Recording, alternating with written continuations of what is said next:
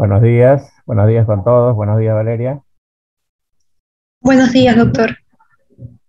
Ya, la doctora Marta Rondón en unos minutos está con nosotros, ¿ah?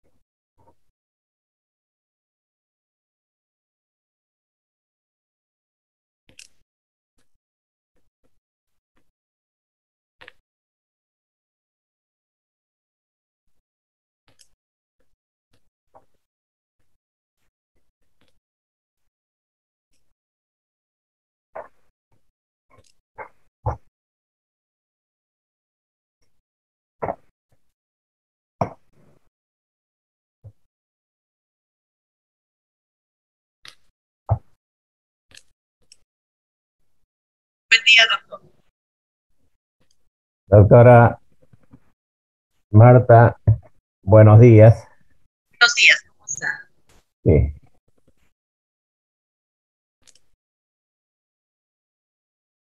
sí.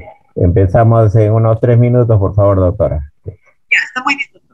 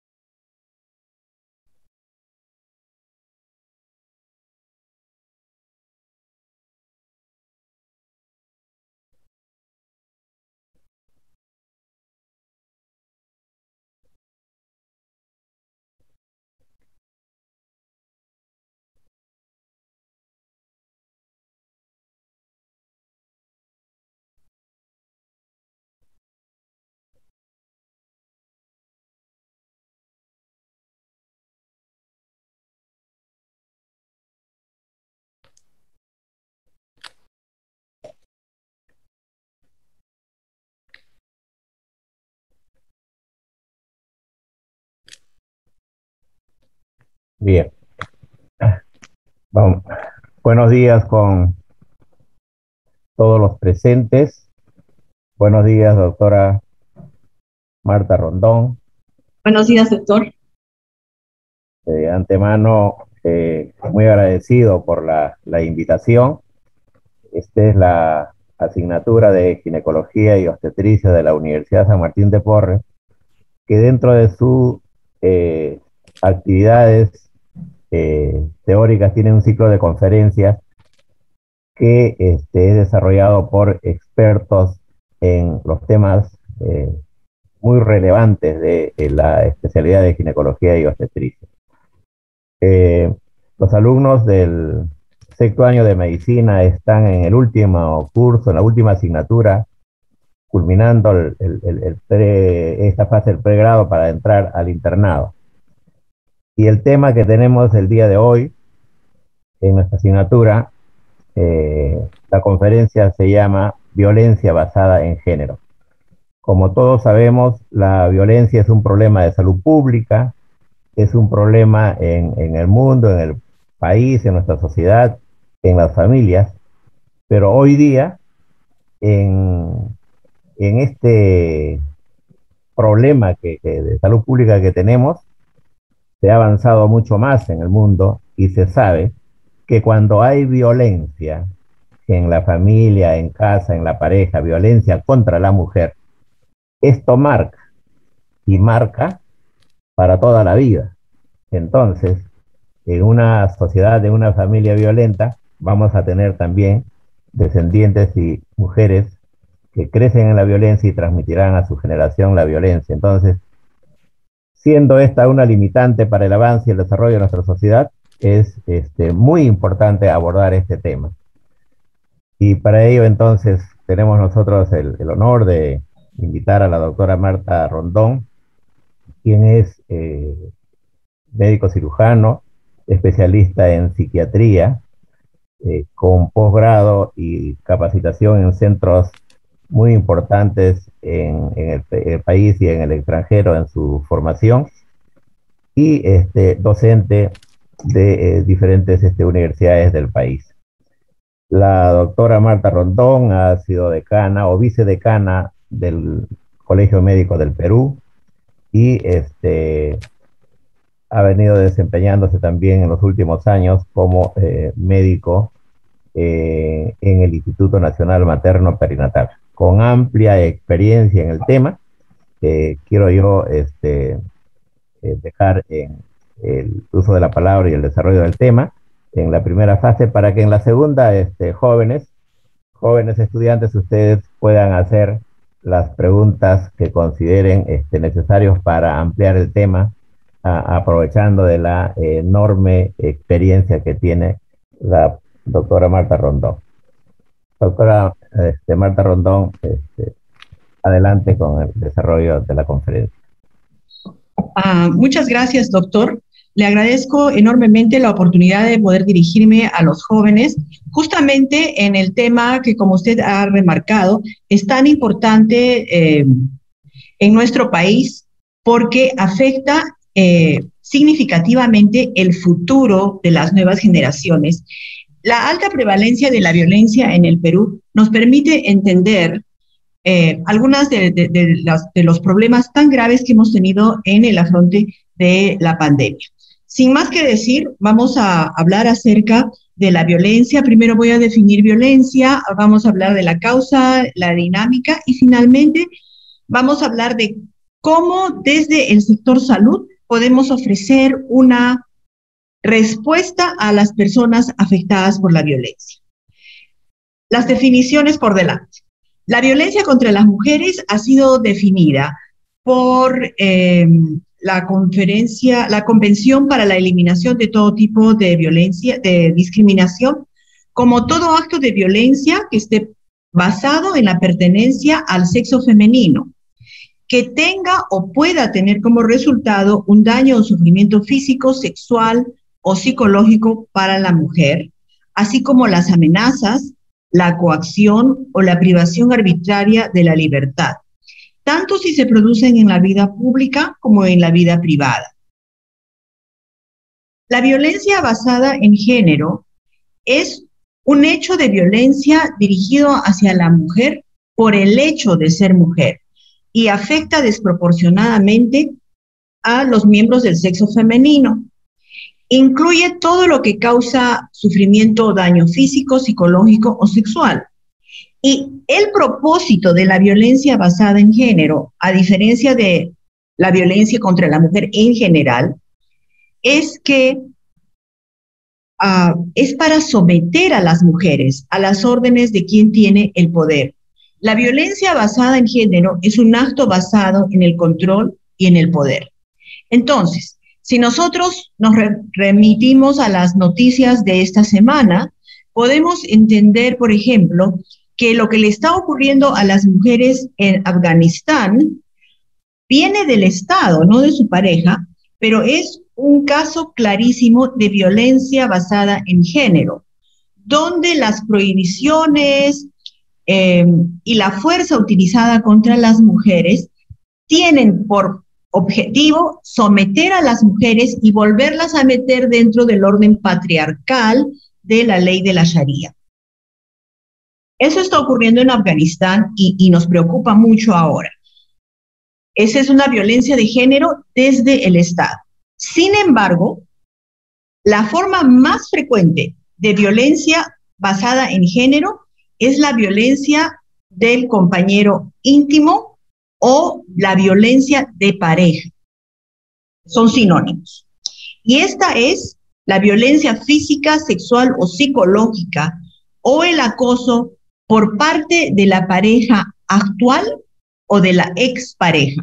Y subrayamos expareja porque en muchos casos ellos son los que ejercen la violencia porque no están en disposición de dejar ir a la mujer. Y nuevamente como si fuera un objeto, no porque la aman tan desesperadamente, sino que no pueden dejar de poseerla y no pueden permitir que le pertenezca, entre comillas, a otro. Entonces, como esto tiene que ver con la dignidad y los derechos y las libertades, es ciertamente un problema de derechos humanos. La Convención para la Eliminación de todas las formas de discriminación contra las mujeres, que es el instrumento más poderoso para la protección de los derechos de las mujeres en este momento, dice que la violencia de pareja es una forma de discriminación, porque no le permite a la mujer gozar de sus derechos fundamentales. Por ejemplo, te prohíbo que estés yendo a ver a la bruja de tu madre. Entonces, la mujer se ve privada de su derecho fundamental al libre tránsito dentro del territorio de la República, que es un derecho que está en la Constitución. Si no te permito salir de la casa sin pedir permiso o no te permito encontrarte con tus amigas, estoy atentando contra tu derecho a vivir libre, a tener igualdad en la familia, al nivel de salud mental más alto y eventualmente te estoy quitando la dignidad. Entonces estoy atentando contra tu derecho a vivir libre de tortura y cuando las cosas van aumentando y terminamos en un feminicidio, estamos atentando contra el derecho a la vida. Ahí tienen ustedes la lista de derechos que la CEDAW considera que se violan en la violencia de pareja. Pero, ¿por qué estamos hablando nosotros de violencia de pareja? Porque es un problema de salud pública. Afecta a un gran número de personas. En el mundo, la Organización Mundial de la Salud considera que el 35% de las mujeres sufren algún tipo de violencia. Por ejemplo, la violencia del Estado, la violencia callejera que se ceba en las mujeres porque son más frágiles, pero el 30% de todas las mujeres en el mundo, más o menos, en unos países más, en otros países menos, sufren violencia del compañero íntimo. Y entonces afecta a un gran número de personas. Y el otro concepto por el cual se considera un problema de salud pública es porque tiene un impacto importante sobre la salud física y mental y eventualmente requiere acciones de salud y sobrecarga los servicios. Entonces, son dos criterios por los cuales es un problema de salud pública: el gran número de afectados y el impacto importante sobre la salud física y mental y los servicios. Y por supuesto, el abanico de consecuencias de salud van desde la muerte y lesiones, las afectaciones de la salud mental, como sería el riesgo de depresión y alcoholismo, las enfermedades infecciosas, como son las enfermedades de transmisión sexual, y un efecto completamente perjudicial sobre la salud sexual y reproductiva, que nosotros lo podemos medir como embarazo no deseado y aborto, y recién nacidos de bajo peso para la edad gestacional y prematuros, aparte de las consecuencias obstétricas para las mujeres. En este mapamundi vemos la prevalencia de violencia del compañero íntimo por región de la OMS. Entonces, ustedes pueden ver que en los países de altos ingresos la prevalencia es alrededor de 23%, y en los países menos favorecidos, que llamamos de medianos y bajos ingresos, la prevalencia es mayor. La prevalencia es más alta en el Mediterráneo oriental, obviamente, porque ahí tenemos la tradición musulmana, ¿no?, maometana, que considera que las mujeres totalmente están sometidas o deben estar sometidas. Sin embargo, acá esto es como parte de la ley. Sin embargo, en países de las Américas, donde el promedio es casi 30%, pero en países como Bolivia, Perú, probablemente Paraguay, la prevalencia es muchísimo mayor, comparable a la que ocurre en el Mediterráneo oriental. Y lo que es importante es que, si bien acá es parte de la tradición cultural y aún está incorporada en algunas de las leyes, entre nosotros es parte de la tradición cultural, pero ya no está incorporada dentro de las leyes. Y hay grandes esfuerzos para cambiar la cultura que, sin embargo, no están teniendo éxito como quisiéramos. En el Perú, entonces, en el 2004 se realizó un estudio muy grande de la Organización Mundial de la Salud, con participación de Flora Tristán y de la Universidad Cayetano Heredia. Se hizo en 10 países, en 14 lugares, y en el Perú participó Lima y una provincia del Cusco. Y se encontró que la prevalencia de violencia física, y eso es casi increíble, en Lima era del 48.6% y en Cusco era del 61%. Estas cifras dieron lugar a una reacción, primero de negación y de incredulidad, y luego se incluyó en la ENDES un módulo sobre violencia para ver si esto era así tan terrible.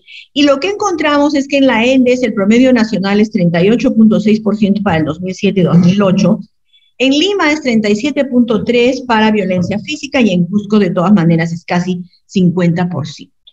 Estos promedios son bastante altos, y la diferencia se atribuye a que en el estudio multipaís las entrevistas eran completamente privadas, y eso no ocurre en la ENDES. En cuanto a la violencia sexual, que es un tipo de violencia que produce muchísimo daño a la salud mental, la ENDES encuentra que ha habido penetración en contra de la voluntad de la persona en el 7.3% de las mujeres, y en el estudio OMS 16.4% en Lima, y en el Cusco la tercera parte de las mujeres decían que habían tenido su primera relación en contra de su voluntad.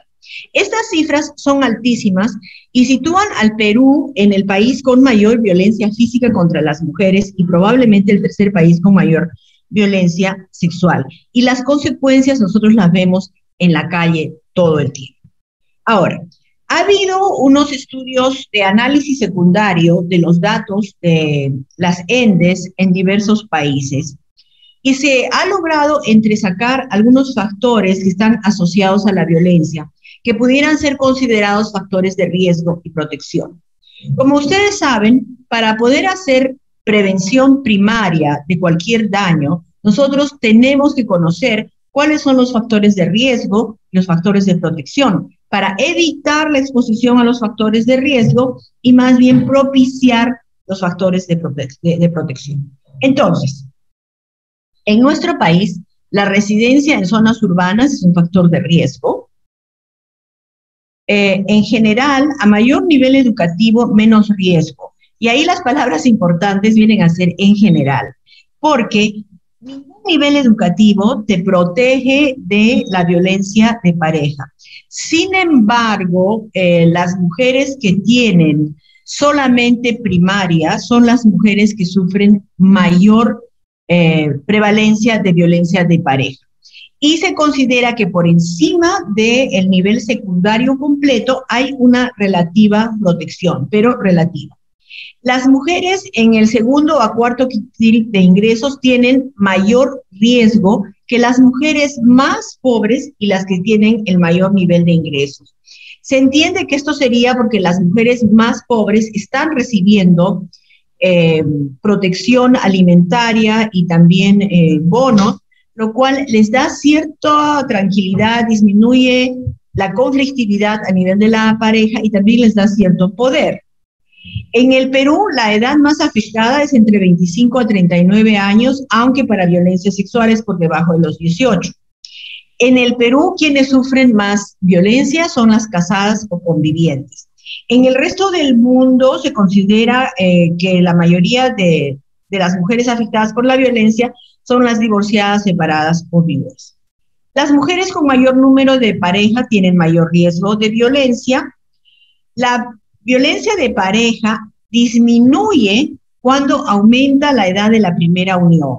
Eso está dicho en difícil y lo que quiere decir es, mientras más joven empieces la convivencia, mayor es tu riesgo de sufrir violencia de pareja.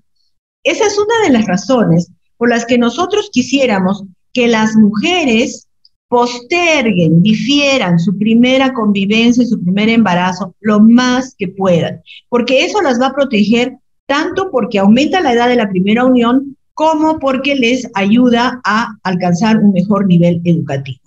Finalmente, en nuestro país, las mujeres que trabajan fuera de casa sufren más violencia. Este es el modelo ecológico de la etiología de la violencia, donde tomamos en cuenta las características individuales, relacionales de la comunidad y de la sociedad. Esto recoge, por ejemplo, y es solamente un ejemplo, las características del agresor. ¿Cuáles son los factores de riesgo individuales para ser agresor? Bueno, ser varón, presencia de violencia durante la niñez, padre ausente o que lo rechazaba, sufrir abuso durante la infancia y consumo de alcohol. En el ambiente o en el nivel relacional, el haber conflictos conyugales que no se saben negociar y el hecho de que el varón controla el patrimonio y la toma de decisiones en la familia. Bueno, ustedes dirán, ya ni modo, porque los hombres son los jefes de familia. Pues no. En el Código Civil peruano no se reconoce la figura de jefe de familia. Entonces, esto hay que aprender a negociarlo. Y entonces, mientras más educación y más edad y un poco más de mundo tenga la mujer al entrar en pareja, le va a resultar más fácil negociar acá. De los factores de la comunidad son importantes la pobreza, la condición socioeconómica baja y el desempleo, porque producen estrés que va a dar lugar a impulsividad, la asociación con compañeros delincuentes y el aislamiento de las mujeres y de la familia. No vayas a tu casa, no me gusta que vengan las amigas, malo, muy malo. Y luego esto de asociación con compañeros delincuentes. No solamente es que el mototaxista que pertenece a una pandilla tiene más riesgo de ser un agresor, también en otros ambientes tenemos que fijarnos. Si nuestra pareja es amiga, amigo de gente que hace trampa en los exámenes, que no paga los impuestos, que se pasa la luz roja, eso nos está indicando una cierta tendencia a pasarle por encima a las reglas y nos debe alertar. Y luego, los factores de la sociedad que tienen que ver con el incremento de la violencia son normas que otorgan a los hombres el control sobre el comportamiento de la mujer, y estas son normas que no están en las leyes, pero son normas sociales que es muy difícil de desafiar. La aceptación de la violencia como una forma de resolver conflictos, que es otro tema que en el Perú realmente nos tiene agobiados. La idea de la masculinidad vinculada con la dominación, el honor o la agresión, y los papeles rígidos para cada sexo, donde si la mujer no desempeña el papel estereotipado rígido que le toca, es proclive a sufrir violencia. En este cuadro tan feo, lo que les quiero mostrar es que la distorsión de los dogmas y principios religiosos y los roles estereotipados de género contribuyen, si es que hay determinantes sociales, como por ejemplo mucha pobreza o baja educación, normas culturales de tolerancias a la violencia o hacia el uso de alcohol, y mensajes mediáticos que normalizan la violencia, todo esto subyace al inicio del acto violento. Por ejemplo, nosotros tenemos una tradición marianista donde las mujeres tienen que ser abnegadas y siempre deben estar en segundo lugar y privilegiar los deseos y las necesidades de su varón o de sus hijos. Y luego están los roles estereotipados de género, donde la mujer tiene que hacerse cargo de todo lo que tiene que ver con la casa y su manejo, pero también tiene que hacer respetar a su hombre y no debe estar sonriéndole a la gente en la calle. Y luego, si viene de un ambiente de pobreza y de baja educación, donde hay tolerancia a la violencia y el uso de alcohol es cosa de todos los días, y además mira televisión y lo que ve es la mata a machetazos por ser infiel, ¿no es cierto? Todos estos mensajes, todas estas normas culturales van funcionando en la cabeza tanto de hombres como de mujeres para que cuando haya un conflicto que no se puede negociar, inmediatamente aparece la violencia del hombre hacia la mujer, porque el hombre es más fuerte, y la mujer entra en sentimientos de culpa, ansiedad y depresión. Los vecinos ven eso y piensan, pucha, esa pareja pelean, él le pega, ella se calla, sí, pues seguramente le gusta que le peguen, qué horrible. La estigmatizan. Y hay aislamiento, tanto porque los vecinos le sacan el cuerpo, cuanto porque en general los hombres abusadores tienden a prohibir que visites a la familia y a prohibir que tengas amigas. Entonces, la ansiedad y la depresión van aumentando, no hay quien auxilie a esta mujer y se hace evidente la enfermedad mental, la pobreza y eventualmente la muerte, ya sea por suicidio, por enfermedad crónica o por feminicidio. Este trayecto está también ilustrado en el ciclo de la violencia, que fue descrito en 1963 por Eleanor Walker, y que nos habla de que esta violencia no se acaba con el primer episodio, porque hay un ciclo que nos engaña. Después de la explosión violenta, después de la agresión, el señor se da cuenta de lo que ha hecho, viene, pide perdón, te trae un tamalito, te lleva al Parque de las Aguas y entras en una suerte de luna de miel.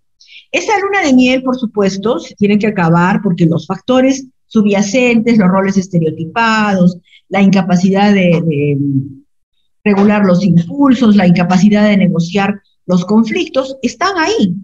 Y entonces la tensión sigue aumentando, hasta que por fin hay otra explosión.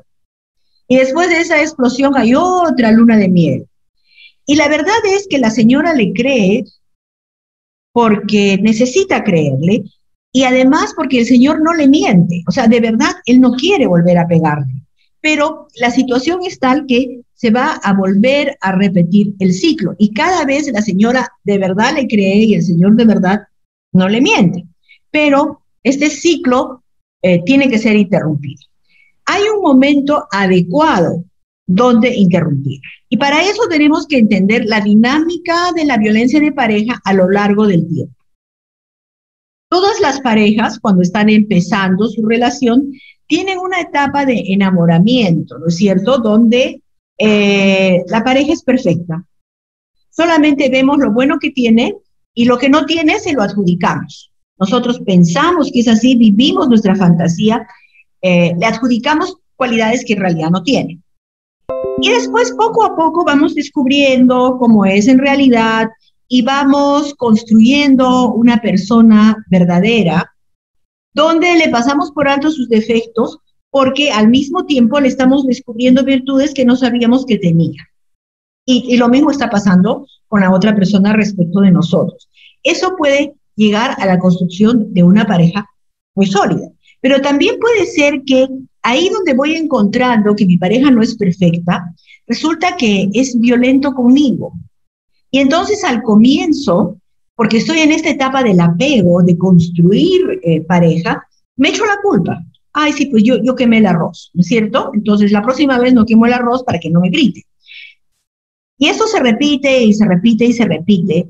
Y a lo largo de los años, de repente me empiezo a dar cuenta que no tiene que ver con que yo quemé el arroz. Tiene que ver con que esta persona es impulsiva, es violenta, es mala. Solamente piensa en sí, no me toma en cuenta. Y me pega por sus propias razones. Porque viene cruzado, porque el perrito le ladró, porque se peleó con el jefe. Entonces, me doy cuenta de que esa persona de repente no me conviene tanto, pero tengo el primer hijo, me da vergüenza de separarme, mi mamá me dijo, tú lo has escogido, te quedas con él, entonces hay una etapa de aguante que se va desgastando y entramos en una etapa de desapego, donde yo me doy cuenta que merezco mejor, que esa persona de verdad no me conviene, dejo de tener lazos afectivos con esa persona y deseo salir de esa situación. Si en mi entorno hay información que la violencia está mal, que es un delito, que hay servicios para las mujeres que desean separarse, la pareja, la familia es acogedora, me dice, mira, si no te sientes bien, puedes venir, tengo amigas que me reafirman, entonces va a haber el momento en que emocionalmente me puedo separar de la pareja y puedo iniciar un camino hacia la recuperación, porque entendemos que aquí ha habido un montón de daño psicológico. Entonces, si yo logro desapegarme emocionalmente de esa pareja, voy a poder entrar en una etapa de recuperación. Este es el momento ideal para intervenir, cuando las parejas están en desapego. Pero no es que en ese momento de la nada aparece el doctor, que es un salvador, e interviene. Tiene que haber un ambiente cultural donde quede claro que la violencia está mal y que hay servicios para las mujeres. Si eso no existe y la mujer pide ayuda, y en vez de ayuda recibe juicios críticos, ¿para qué te quedas con él? ¿Cómo es posible que aguantes eso? Tú lo escogiste, hijita, en esta familia no vemos bien el divorcio. Entonces va a entrar en desesperanza, depresión, y el riesgo de feminicidio y suicidio son bastante altos. Entonces vamos recapitulando de que hay condiciones sociales, hay condiciones de la relación y hay condiciones individuales. Y la violencia de la pareja se mantiene no porque a las mujeres les gusta que les peguen, sino porque hay condiciones tanto en el ciclo de la violencia como en la dinámica de la pareja que hacen que la mujer tenga que pasar por algunas etapas hasta que logra desapegarse y por fin salir de la violencia. Y esos son procesos individuales que, sin embargo, se ven ayudados, modulados y facilitados o dificultados por las circunstancias sociales. Entonces, en un país donde hay un mensaje claro de que la violencia está mal y los servicios funcionan, va a ser más fácil que las mujeres salgan de la situación de violencia. En un país donde la violencia es cosa de todos los días y sabemos que los servicios en realidad no funcionan, es muy difícil que las mujeres puedan salir. ¿Y por qué importa que salgan? Porque hay un impacto sobre la salud. El 38% de las mujeres asesinadas mueren a manos de su compañero o pareja. Solamente el 6% de hombres asesinados mueren a manos de su pareja. O sea que las mujeres tienen 6 veces más posibilidad de que las mate su pareja que los hombres. El 42% de las mujeres que viven en situación de violencia alguna vez van a requerir atención médica para sus lesiones. Y muchas de esas lesiones son golpes en la cabeza o estrangulamiento que causan daño al sistema nervioso central. Las mujeres agredidas, dice la Organización Mundial de la Salud, tienen el doble de probabilidades de sufrir depresión. Y las mujeres agredidas tienen el doble de riesgo de sufrir problemas de alcohol o con el consumo de otras sustancias. Y acá no estamos hablando polvo de ángel, éxtasis o cocaína. Acá estamos hablando benzodiazepinas. Los médicos, cuando vemos mujeres que están ansiosas o que no duermen bien, tenemos mucha facilidad para recetar benzodiazepinas, que las mujeres van a encontrar que les baja la ansiedad, que en 3 semanas se van a volver adictas. Y entonces hay una fea asociación entre violencia contra las mujeres y mal uso de benzodiazepinas. Y también hay un impacto en el incremento de enfermedades de transmisión sexual, no solamente en la violencia sexual, sino en todas las formas de violencia, porque el estrés crónico de la violencia disminuye la capacidad inmunológica de la mujer. Sobre la salud reproductiva, las consecuencias son tremendas. Primero, que hay embarazo no deseado por el sabotaje de la planificación familiar, te esconden las pastillas, te prohíben que las uses, se quitan el condón a la mitad del acto, relaciones forzadas en el matrimonio que se consideran violación en nuestro país, pero que muchas mujeres piensan que no hay modo de resistirse, a violencia sexual callejera y prohibición de utilizar planificación familiar que da lugar a embarazos no deseados. El aborto. Las mujeres que sufren violencia de pareja tienen el doble de riesgo de presentar abortos espontáneos. Entonces ahí hay aborto espontáneo, también porque vienen con embarazos no deseados, tienen mayor riesgo de echar mano de abortos inseguros y tener todos los problemas de salud que se desprenden del aborto inseguro. En nuestro país la ley dice que si te embarazan como consecuencia de una violación y se demuestra que hay daño para la salud mental, eres tributaria de aborto terapéutico, y de eso vamos a hablar más adelante. También salen los bebés pequeños para la edad gestacional y hay un mayor riesgo de muerte perinatal. Las mujeres que sufren violencia física durante la gestación tienen 4 veces más posibilidades de tener un natimuerto y de que ocurra una muerte perinatal. Y sobre la salud mental, tenemos que recordar que la violencia es un estresor severo y a repetición. No es algo que tú puedas predecir, no es algo que tú puedas controlar, y por lo tanto produce desesperanza, temor, desconfianza y desvalorización de una misma. No es que las mujeres que tienen baja autoestima son las mujeres que entran en relaciones violentas. Ese es uno de los cuentos que el patriarcado nos quiere hacer creer. Lo que ocurre es que cuando estás en una relación de violencia, tu valoración de ti misma va a disminuir de todas maneras. Primero, porque te echas la culpa de la violencia. Y después, cuando sales de esa etapa, porque te echas la culpa de que no puedes salir. Además, hay cambios en el sistema nervioso central. Estos cambios tienen que ver con un aumento de la actividad del núcleo amigdalar, que da lugar a un aumento de la ansiedad. Por lo tanto, hay más norepinefrina que llega al lóbulo prefrontal y lo intoxica.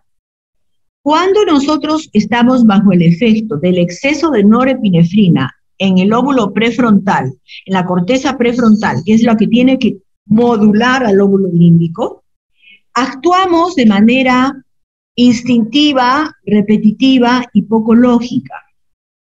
Entonces nos va a resultar muy difícil encontrar una salida para una situación de violencia de pareja.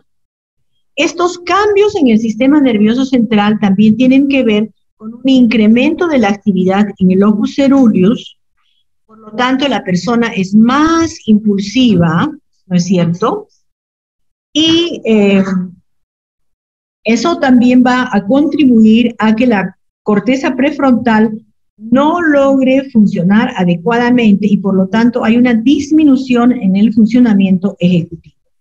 Estos cambios en el sistema nervioso central, estar ansiosa todo el tiempo, no darte cuenta de tus alternativas, reaccionar instintivamente, afectan tu capacidad de enfrentarte a los estresores de la vida adulta. Entonces, no solamente vas a estar deprimida porque sufres violencia de la pareja, sino también porque no logras resolver los problemas de los chicos en la escuela, no logras manejar bien tu casa, no logras llevarte bien con las vecinas, no logras manejarte bien en tu trabajo. Y todo eso va a redundar en mayores niveles de depresión, que tiene una consecuencia muy importante, que es la mayor probabilidad de intentar suicidio.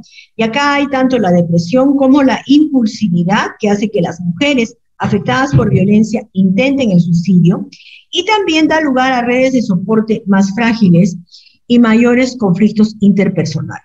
De modo que sin necesidad de tener una enfermedad mental como tal diagnosticada, la mujer que sufre de violencia va a ser una mujer con cambios en el sistema nervioso central, mayor ansiedad, mayor impulsividad, dificultad de enfrentar los estresores de la vida adulta y probabilidades de intentar suicidio, además de estar en soledad y aislamiento social. Frente a este cuadro, ¿le toca intervenir al personal de salud? Por supuesto. ¿Por qué? Porque las mujeres identifican al proveedor de salud como alguien competente en quien confiar. La violencia del compañero íntimo tiene consecuencias adversas sobre la salud física y mental, que ya hemos discutido, y los establecimientos de salud pueden ser lugares seguros, donde las mujeres pueden hablar de la violencia y pueden empezar a encontrar soluciones. No quiere decir que en el establecimiento de salud le vamos a arreglar el tema. Para eso se necesita un afronte multidisciplinario, multisistémico, pero es un lugar donde puede empezar el cambio.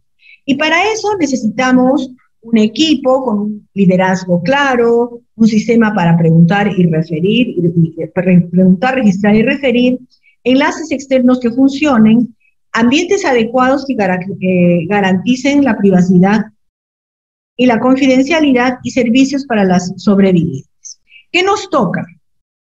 Preguntar, reafirmar, evaluar, registrar y referir. Es decir, a la embarazada: señora, ¿cómo se lleva con el esposo? A veces discuten.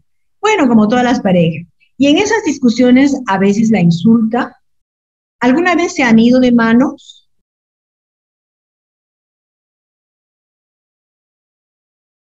Reafirmar.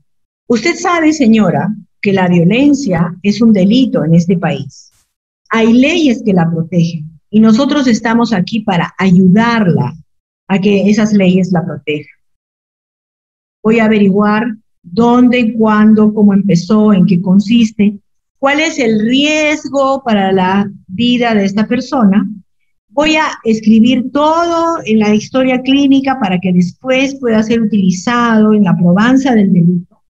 Y de acuerdo a lo que yo haya evaluado, voy a enviar a esta persona al Centro de Emergencia Salud, a la Fiscalía, al Servicio de Salud Mental, según lo que yo haya encontrado.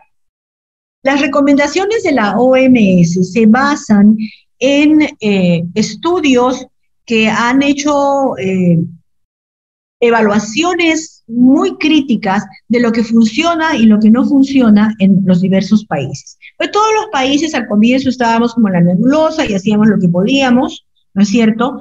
Pero ahora ya hay como un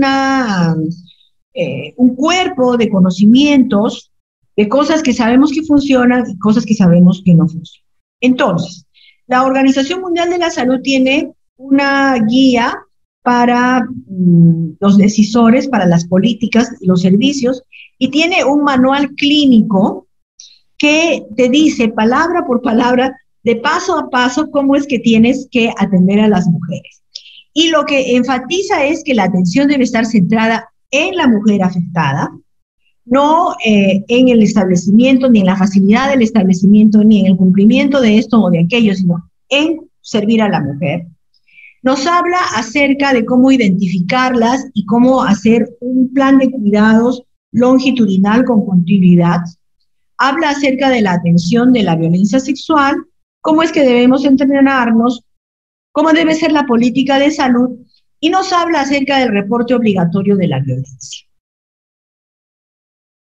El apoyo de primera línea, es decir, el cuidado centrado en la mujer, quiere decir que tenemos que garantizar privacidad y confidencialidad.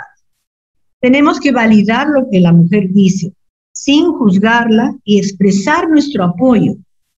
Proporcionarle apoyo práctico y soporte que responda a sus necesidades, no al cuadro sinóptico que yo tengo, sino a lo que ella necesita. Tengo que saber cómo es la historia de violencia sin presionar a la mujer. Ayudarle a acceder a los recursos de la comunidad. Para eso yo tengo que tener un directorio, tengo que tener una relación personal con otra gente para poder decirle, oye Juanito, te estoy mandando esta paciente y me cuentas, ¿no? Ayudarle a reforzar su seguridad y la de sus niños si fuera el caso, y para eso tenemos la ficha de valoración de riesgo, ¿no es cierto? Y tenemos la actuación de los jueces que dan las medidas de protección y de la policía que implementa las medidas de protección, y proporcionar o movilizar apoyo social, recordando que estas mujeres han sido aisladas por sus parejas y por ellas mismas. Entonces tenemos que llamar a la mamá, al papá, a los hermanos en la provincia, al club distrital, a la iglesia, para que entre todos le ayuden a salir. La OMS ha construido un paradigma de atención que se resume en esta palabra anima, donde A es la atenta escucha, N es no juzgar y validar, I es informarse acerca de las necesidades de la mujer, M es mejorar la seguridad y A es apoyar. Donde estamos recogiendo todas las recomendaciones de la atención centrada en la mujer, ¿no es cierto?, en un acrónimo que es de fácil recordación, ANIME. Y el objetivo de nuestra intervención es apoyar, no es diagnosticar. Cuando viene la mujer, lo que tenemos que hacer es apoyarla, sobre todo en la atención de salud mental. No es necesario diagnosticarle un trastorno, de repente no lo tiene, de repente el diagnóstico es T74, síndrome de maltrato, nada más. La atenta escucha, proporcionar a la mujer la posibilidad de decir lo que tiene que decir en un ambiente de privacidad y empatía. ¿Qué es empatía? Empatía es me pongo en tu lugar. Hay que entender lo que me está diciendo. Acusar recibo de lo que me dice. O sea que usted vive con él hace 5 años, pero sin juzgar ni criticar.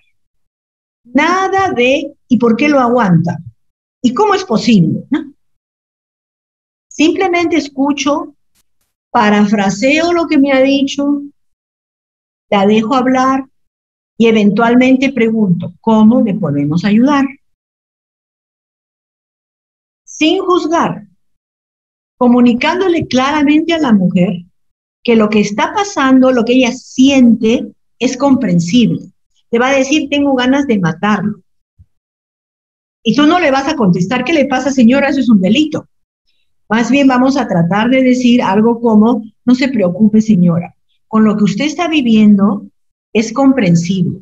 Ya más adelante se va a sentir mejor. Dejarla hablar. Y siempre explicitar el mensaje, que la violencia está mal, que ella tiene derecho a vivir con seguridad, libre de violencia, que hay leyes en el país y que nosotros estamos ahí para ayudar a que ella sea protegida. No vamos a decir, yo estoy acá para protegerla.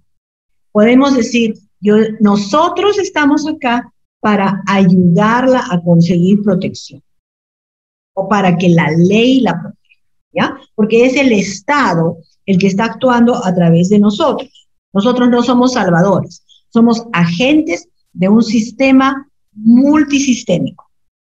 Y no emitimos juicios sobre las acciones o sentimientos de la mujer. Sobre todo él, ¿y por qué se queda con él? ¿Y por qué le aguanta? Eso no podemos preguntar porque la hacemos sentir mal. Luego tenemos que informarnos sobre sus necesidades y preocupaciones. Hacer las preguntas como invitaciones. ¿Qué le parece si conversamos de?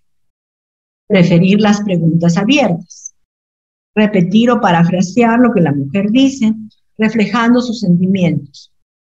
O sea que usted se siente sola, o sea que usted se siente en peligro. Pedir que le aclaren lo que no entiende. Cuando me dice que le tiene miedo cuando toma, ¿es porque se pone violento? Ayúdele a identificar y expresar sus necesidades y al final haga un pequeño resumen de la conversación. Diga, usted me ha contado que vive con él hace 12 años y que hace 7 años empezó la violencia, que él es muy celoso y el último acto de violencia ocurrió hace 15 días. Ese tipo de cosas. Mejorar la seguridad. Esto es importante. Si hay riesgo para la mujer, hay que referirla a un albergue o buscar un lugar seguro. Y tenemos que preguntarles si ha aumentado la violencia en los últimos 6 meses, si alguna vez ha usado un arma o la ha amenazado con un arma, si alguna vez ha tratado de ahorcarla o estrangularla, si ella cree que él puede matarla, si ha habido violencia física cuando estuvo embarazada y si es constante y violentamente celoso. La respuesta afirmativa a una sola de estas preguntas indica que hay riesgo para la vida para la mujer. Esto viene del análisis de los factores que llevan a los feminicidios y hay que tomárselo en serio. Es verdad que cuando tú denuncias la violencia y las autoridades entran a tallar, estás relativamente protegida. También es verdad que 1/3 de las personas que han sufrido feminicidio en nuestro país habían denunciado el hecho y de todas maneras acabaron muertas. Y es porque de repente no hemos estado prestando atención a estos factores. Estos factores nos indican que hay riesgo para la vida y que entonces la mujer tiene que pedir medidas de protección y tenemos que ver de ponerla en un albergue o de cambiarla de casa a un lugar seguro. En el plan de seguridad, entonces hay que decidir dónde va a ir, si va a ir o no con los hijos, cómo va a ir, qué cosa va a llevar, cómo va a ser el tema del dinero, y mientras tanto que ocurra la salida del hogar, que avise a alguien de su entorno para que dé la voz a la policía si es que escucha violencia. Apoyar es lo más importante que hacemos. Proporcionarle a la mujer la información, los servicios y el respaldo social que necesita. Preguntarle en algún momento de nuestra conversación qué sería lo más útil en lo que podemos ayudarle de inmediato. No podemos tener un uniforme de talla única para todas las mujeres que sufren violencia. Algunas van a necesitar inmediatamente hablar con un psicólogo para tranquilizarse y contenerse. Otras van a necesitar inmediatamente irse donde el fiscal y el juez para conseguir sus medidas de protección. Otras van a necesitar que llamemos a la familia que vive en Chumbivilcas para que se la venga a llevar a su pueblo. Es algo que tenemos que determinar con la mujer, no imponiendo nuestro punto de vista, sino averiguando qué es lo que ella necesita y qué es lo que le va a servir. La violencia sexual es un tema muy importante. La violencia sexual por debajo de los 18 años es un trauma, es un evento traumático temprano, que va a cambiar el funcionamiento del sistema nervioso central para siempre, haciendo que la persona sea impulsiva y buscadora de riesgos. Entonces, también tenemos que recordar que en nuestro país el 67% de la violencia sexual ocurre contra menores de edad.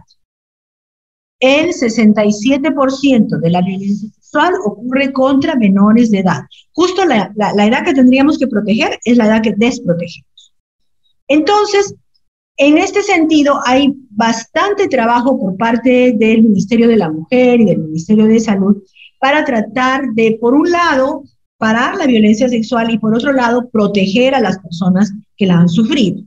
Entonces, en este momento vamos a hablar de lo que nos toca hacer cuando llega una persona diciendo que ha tenido abuso sexual.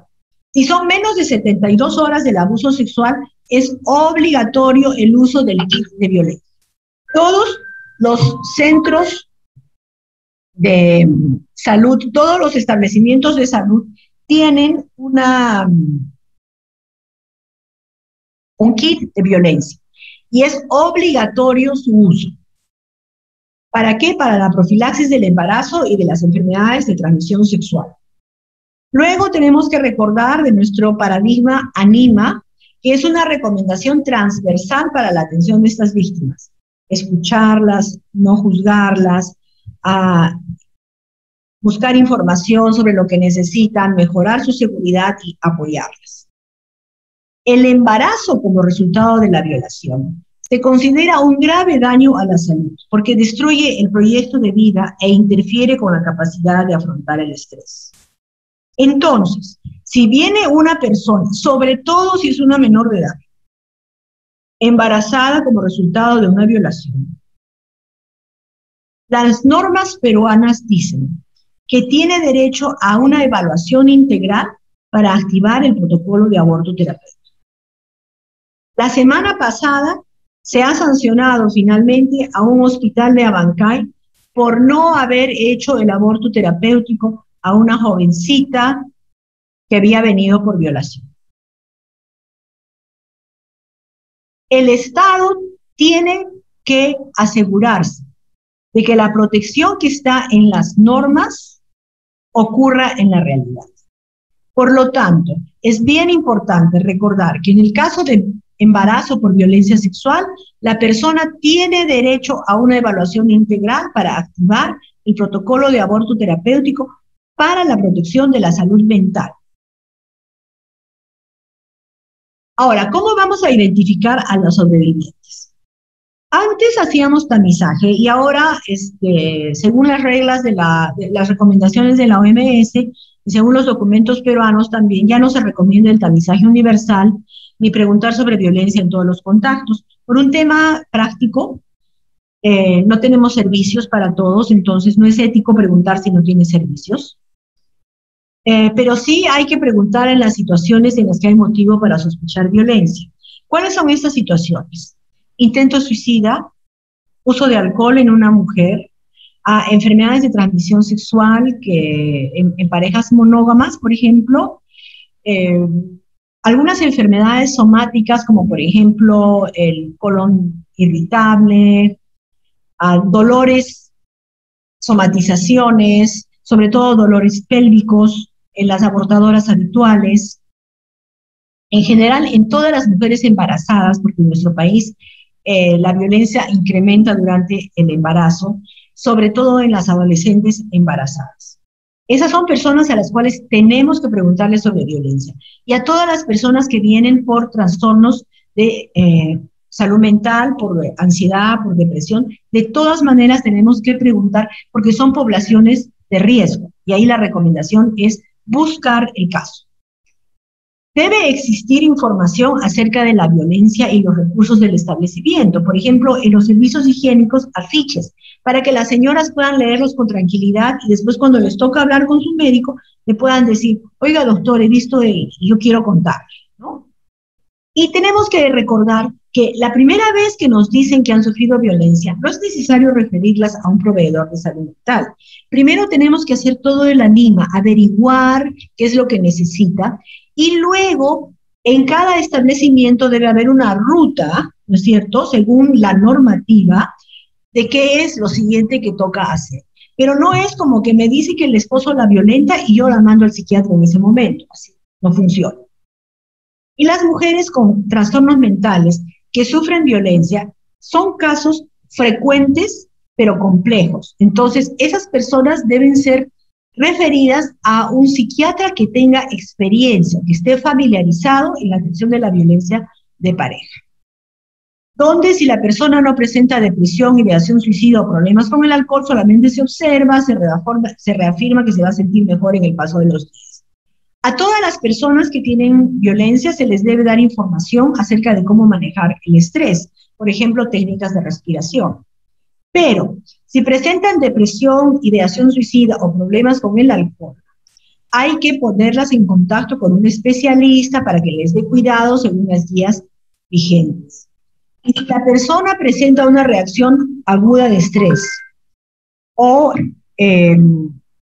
trastorno de estrés postraumático, lo más adecuado es una terapia cognitiva enfocada en el trauma. Lo más adecuado en estos casos no es simplemente recetar. Sin embargo, la terapia cognitiva en nuestro país es escasa y muchas veces nos vamos a ver en la disyuntiva de simplemente recetar algo. ¿Cuáles son las herramientas para construir una relación libre de violencia? Primero, la igualdad. Darle un lugar a la mujer, que no es ponerla en su lugar. La comunicación, donde hablamos cara a cara, no echamos en cara. El consentimiento, averiguar si la persona está de acuerdo, no imponer ni controlar. Hacernos responsables, es decir, que seamos capaces de cuestionar nuestra propia conducta y seamos capaces de reconocer cuando no hemos hecho bien las cosas o nos hemos sobrepasado un poquito. Y ayudar a otras mujeres y hombres a vivir libres de violencia. Es decir, no debemos callarnos. Cuando hay bromas acerca de la violencia, debemos poner las cosas en claro. Estos consejos son útiles para ayudarnos a establecer relaciones libres de violencia con nuestros pacientes. Recuerden ustedes que la violencia obstétrica es un problema. Entonces, si nosotros nos acercamos a la persona con igualdad, nos comunicamos adecuadamente, cuidamos el consentimiento y nos hacemos responsables de nuestra actuación, es decir, que si nos equivocamos somos capaces de decir me equivoqué y voy a rectificar, vamos a poder construir una relación libre de violencia entre el proveedor de salud y la usuaria. Eso nos ayuda a ir construyendo un ambiente de no violencia en el cual podamos darle mejores servicios a las mujeres que vienen con problemas de pareja.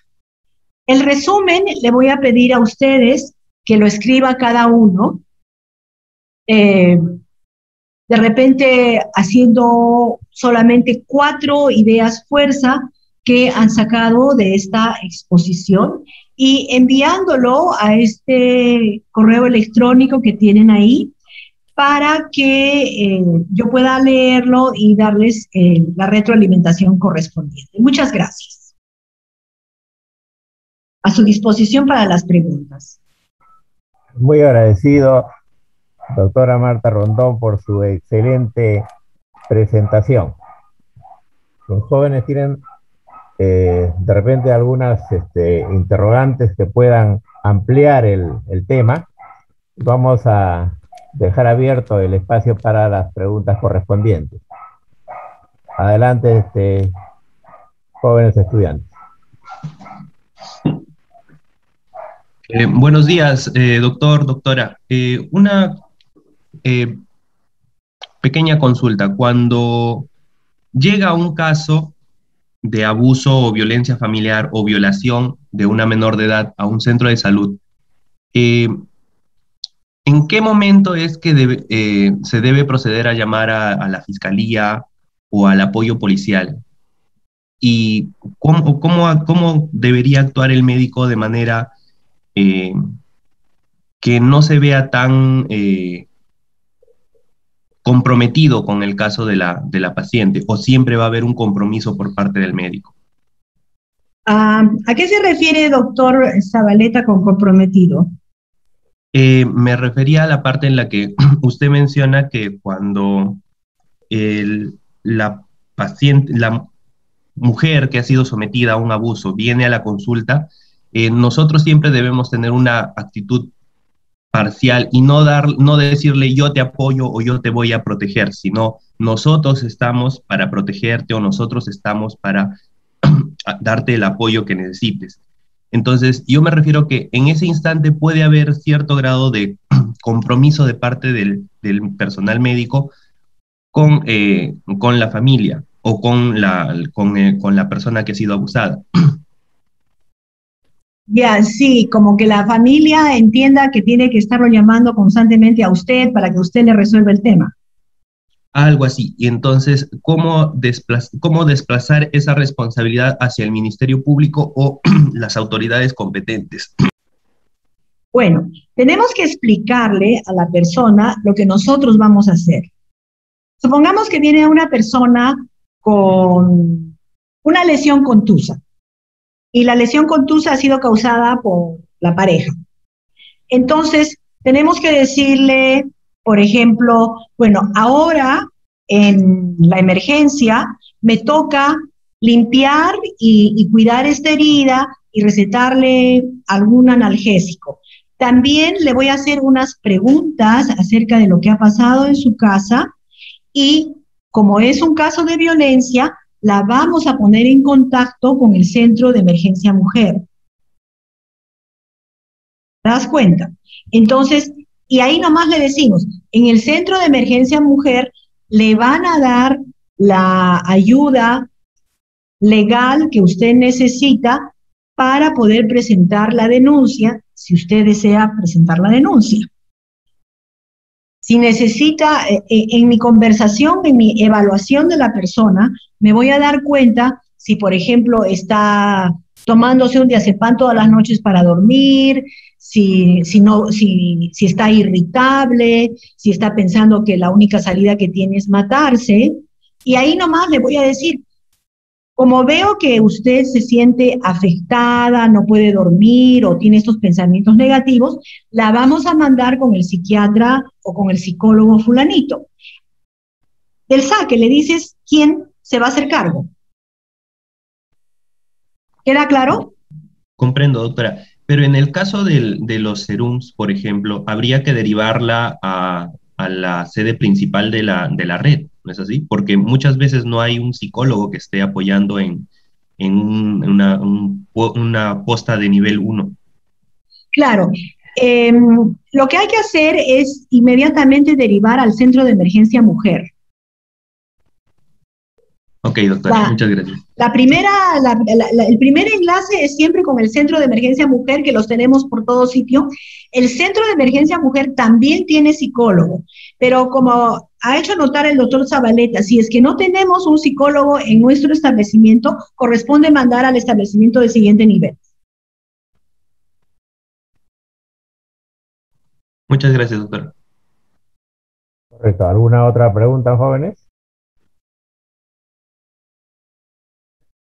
Doctora, si tenemos una mujer embarazada que ha sufrido un acto de violencia, ¿qué pasos debemos seguir para su atención? Si es una mujer que tiene violencia sexual, Violencia física, doctora. por violencia física. Muchas mujeres con violencia física o que están sufriendo violencia física acuden. Lo que hacemos es hacer una historia, ponerlas en contacto con servicio de trabajo social y reactivar la red familiar, de modo que los familiares de ella estén cerca para su protección. Al mismo tiempo, se le pone en contacto con el Centro de Emergencia Mujer si es que ella desea hacer la denuncia y solicitar las medidas de protección. Durante la pandemia, las medidas de protección, hay una norma especial que deben ser otorgadas más rápidamente, porque hemos observado que hay un aumento de la violencia. Entonces, se piden las medidas de protección y la policía está encargada de hacerlas cumplir. Al mismo tiempo, si la mujer está psicológicamente afectada, está ansiosa o deprimida, se le da el tratamiento correspondiente. Muy agradecido, doctora. Bueno, siendo la hora ya avanzada,